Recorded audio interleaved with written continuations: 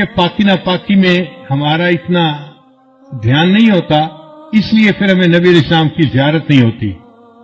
بہت سارے لوگ یہ کوشچن پوچھتے ہیں کہ جی اتنے سالوں سے ہم کوشش کر رہے ہیں کہ ہمیں نبی علیہ السلام کی زیارت نصیب ہو، مگر نہیں ہوتی۔ عام طور پہ جو ہم نے بزرگوں سے سنا ہے اس کی دو وجوہات ہوتی ہیں، ایک نگاہ ناپاک ہوتی ہے اور ایک بدن یا کپڑے ناپاک ہوتے ہیں، جس کی وجہ سے زیارت سے محروم ہو جاتے ہیں۔ اگر ان دو چیزوں پر محنت کریں تو اللہ تعالیٰ زیارت نصیب جلدی فرما دیں گے۔ نگاہ کا بہت زیادہ پرہیز کریں، 100% پرہیز کریں گے تو اللہ تعالیٰ کی طرف سے پھر نبی علیہ السلام کی زیارت والی سعادت نصیب ہو جائے گی۔ میرے والدین چونکہ شروع سے ہی نیکی کی زندگی گزارنے والے تھے، تو میں نے تذکرۃ الاولیاء کتاب 5ویں کلاس میں پڑھی تھی۔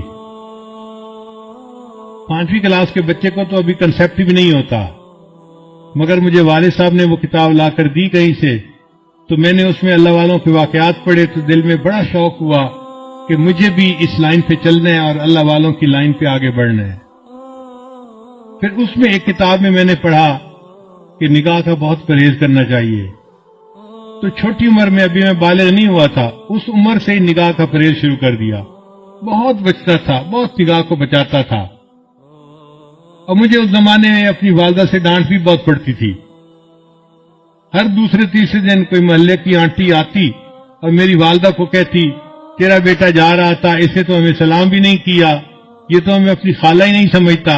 اور امی مجھے بلا لیتی تھی، بیٹا تو نے اپنی خالہ کو سلام کیوں نہیں کیا؟ یہ تو میری کلاس فیلو تھی، یہ تو میری سہیلی تھی، ہم بچپن کی دوست ہیں، تم سلام تو کرتے۔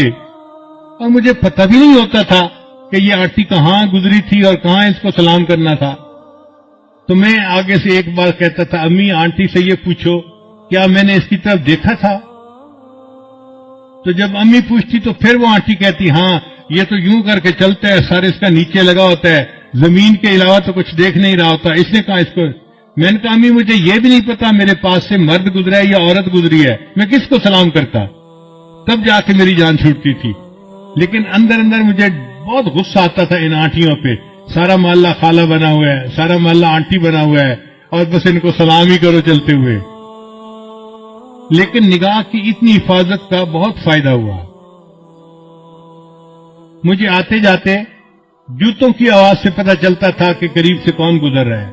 عام طور پہ مردوں کے جوتوں کی آواز اور ہوتی ہے اور عورتوں کے جوتوں کی آواز ڈیفرنٹ ہوتی ہے، اس سے اندازہ ہو جاتا تھا کہ قریب سے گزرا کون ہے، ورنہ کپڑا بھی نہیں دیکھتے تھے کہ قریب گزرنے والا کون تھا۔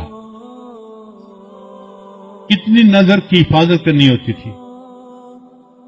اس پر اللہ رب العزت نے پھر جو مہربانیاں کی وہ اب کیا بتائیں آپ کو۔ ہمارے ایک ساتھی ہیں لاہور کے، ایک دن مجھے کہنے لگے کہ میں آپ کو ایک بات بتاؤں، مجھے حضرت نے بتائی۔ میں نے کہا بتائیں۔ کہنے لگے کہ حضرت نے مجھے بتایا کہ دیکھو اس وقت آپ کسی مسجد میں کھڑے تھے، آپ کی طرف اشارہ کر کے حضرت نے کہا کہ اس بچے کو اس وقت 100 سے زیادہ مرتبہ نبی علیہ السلام کی زیارت ہو چکی ہے۔ میں سن کے حیران ہو گیا، اور حیرت مجھے اس کی تھی کہ پتہ اس کو کیسے چلا۔ اس نے کہا جی کہ مجھے حضرت نے یہ بات بتائی تھی، شیخ نے یہ بات بتائی تھی۔